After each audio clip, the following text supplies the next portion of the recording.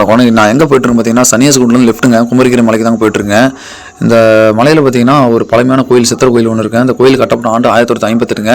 இந்த மலைக்கு போகணுன்னா பாதி தூரம் வண்டியில் போக முடியும். அதுக்கு மேலே நம்ம நடந்தால் போகணும். நானும் என் ஃப்ரெண்டு இப்போ தாங்க ஃபஸ்ட் டைம் மேலே ஏறுறேங்க. போகும்போதே பாருங்கள், சுற்றி மலைங்க, அதுவும் மழை வேறு பெஞ்சிச்சு, சூப்பராக இருந்துச்சுங்க கிளைமேட்டு.